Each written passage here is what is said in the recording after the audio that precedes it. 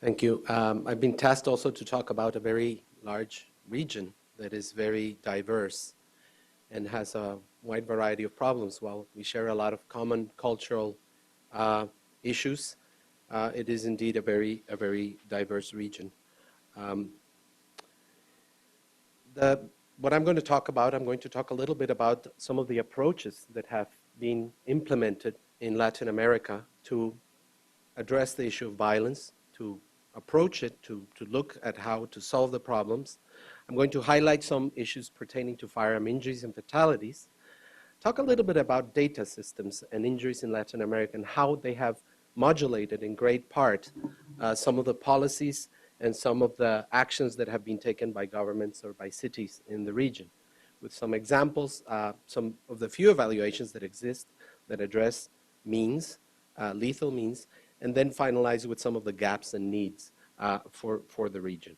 Indeed, some of the gaps and needs are going to be a selection. There's many more that I'm surely going to omit, but I try to do my best here. Of the different approaches that are implemented in parallel or historically at different stages in different countries, we have a criminological approach focused more on who commits the crime on individuals, where on occasions theories of opportunity are addressed and actions taken in regards to modifying the opportunity for crime, or theories of evolution of places that have been addressed and implemented to understand why some places or cities or locales in different places in Latin America have been at some point low in crime and then evolved into areas of high crime. From a public health perspective, the public health approach was initially discussed in relation to violence in 1962. In December of 1962, a public health practitioner addressed the issue and suggested that the epidemiologic methods would be important to understand violence, and a great part of it would be through information systems to understand risk factors.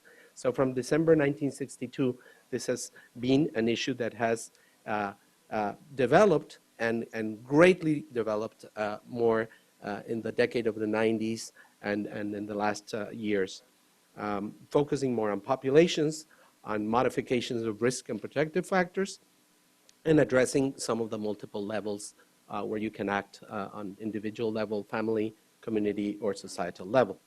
From the perspective of governance, the idea of a culture of citizenship has been an interesting approach that has been promoted in some cities. It has not, it is not widespread. It has indeed grown in some countries and been developed there.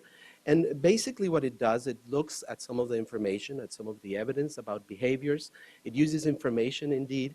But what it strives to do is to understand what are the elements that actually lead individuals to commit acts of violence, and how, from a community perspective, one can modify some of those aspects so as to reduce violence through the creation of more pro-social activities or more activities that promote the cohesion within societies.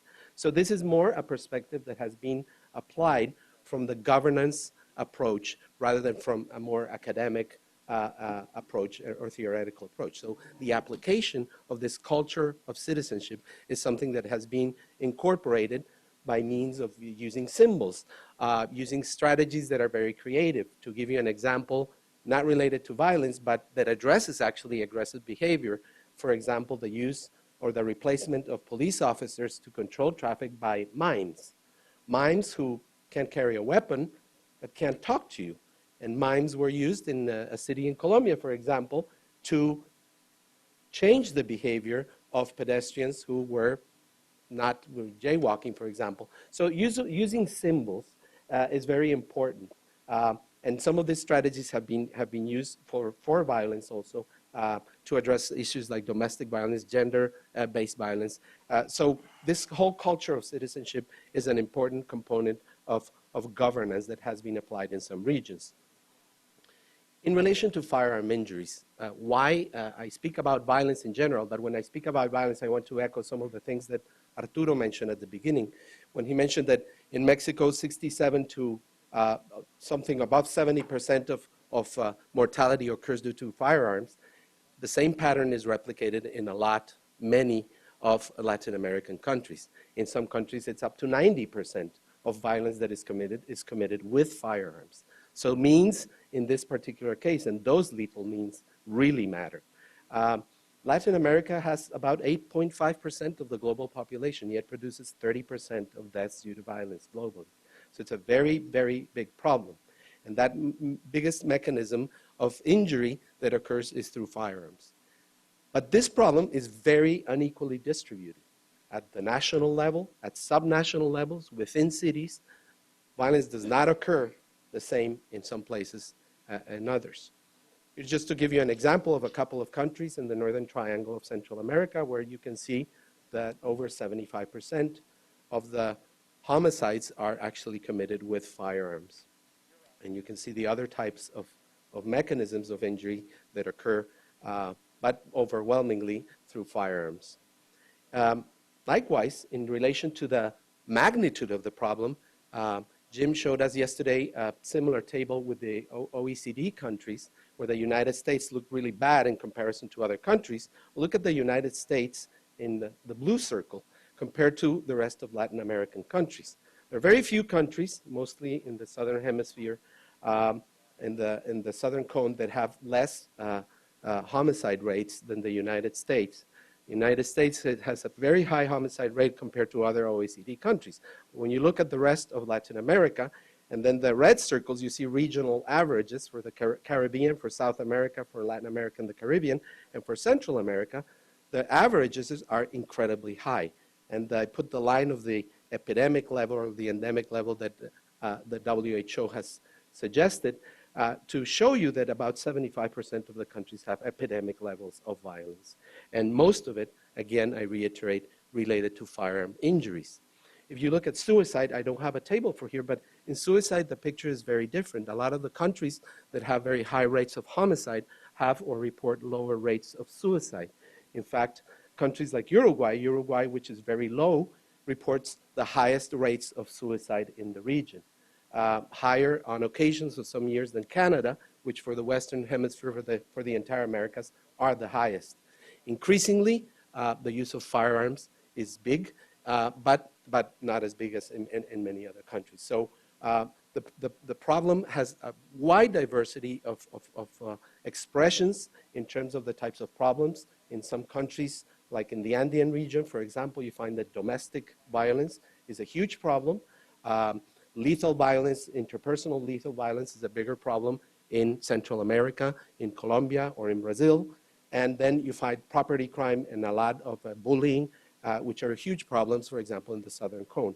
So you find a wide variety of problems that manifest themselves in different forms throughout the region. This is just to give you an example of Central America, a few Central American countries, and how the blue colors are where more violent events occur, how unequally distributed it is, even within countries. And when you look at some of the cities, San Pedro Sula, that was mentioned by the ambassador, is in some of those darker areas in Honduras.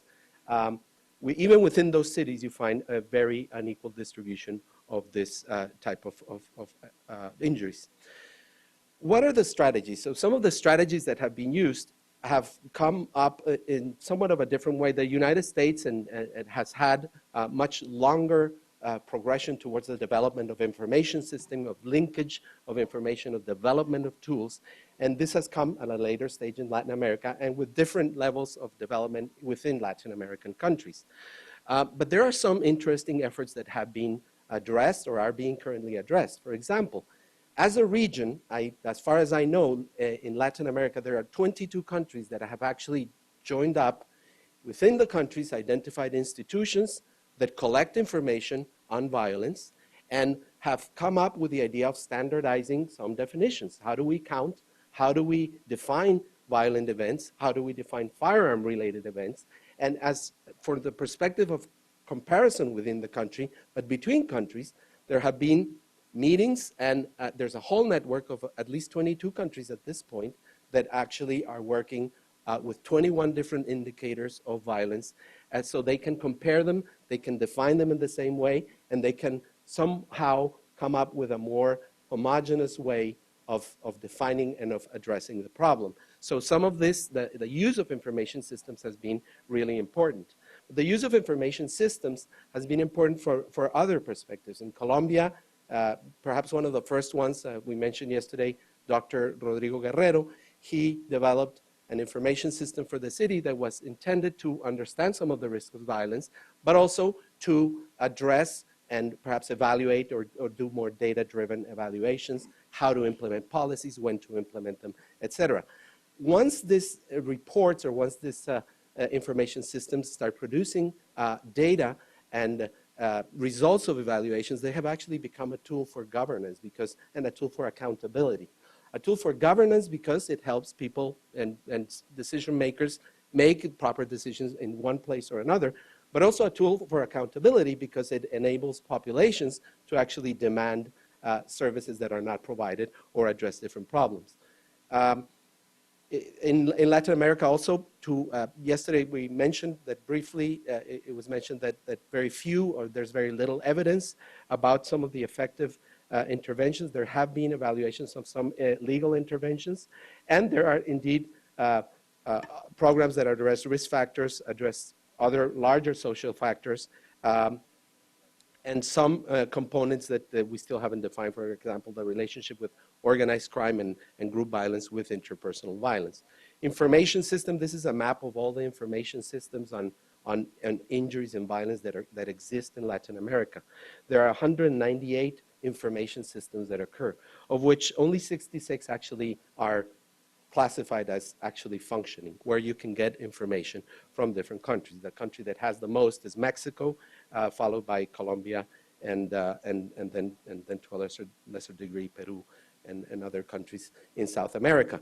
But so there's a great deal of work that has been gathering information about firearms and about violence in general.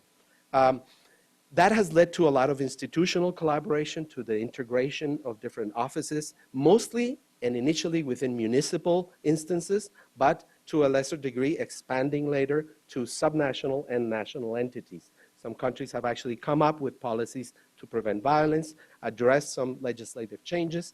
But again, most of these interventions have been linked to metropolitan areas. And increasingly, there's interest in looking at the physical environment and at spatial relationships on violence prevention. Some examples that I wanted to mention, for example, in Cali, an evaluation of legislation on the carrying of concealed firearms was banned in intermittent times. And what it showed was that there was effectiveness, some effectiveness, 13 to 14% reduction in homicide on the short term. And it did not only affect firearm homicides, it actually reduced overall homicide. There are other policies that have been implemented that address alcohol. Yesterday that came up also, closing bars, just a difference between closing at between 4 and 10 a.m. to 2 and 10 a.m. And just 2 hours of difference actually for the city of Cali in Colombia reduced 25% the incidence of homicide during those periods. What we know about these interventions is that restriction of alcohol is actually more effective than restriction of firearms overall. What we've learned from the few studies that exist in Latin America, there's evidence that it shows that is stronger. There are other larger modifications of infrastructure. And so how do you create means actually in the built environment that actually promote more cohesion within society? So this is an evaluation of a cable car that actually introducing that cable car into a neighborhood reduced homicide levels in a particular area of the city of Medellin in Colombia. And so how you can intervene with larger infrastructure and community modifications to do that. In a smaller level and with lesser resources, you can also look and work with population. These are maps of the spatial distribution of violence in a small town in Honduras that actually have been constructed by the community, with the community, to inform the problem of violence and how differently it is associated, how firearm-related events occur. So you can do this with low-tech strategies, but you can effectively inform how events are occurring. Or you can do it with more high-tech type of information, with very robust statistical information that where you can get information. This is the city of Bogotá, and that's a consolidated. Each dot there, it's a homicide for a period of 5 years.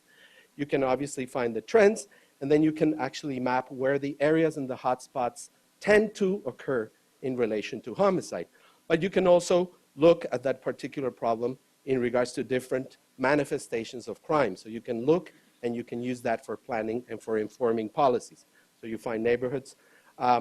In terms of gaps, you can actually, well, there's increased demand regionally. There's a need for further improving indicators, lack of funds, a lack of capacity is much needed. Data manipulation in some cases is an issue. And then the need for predictive analysis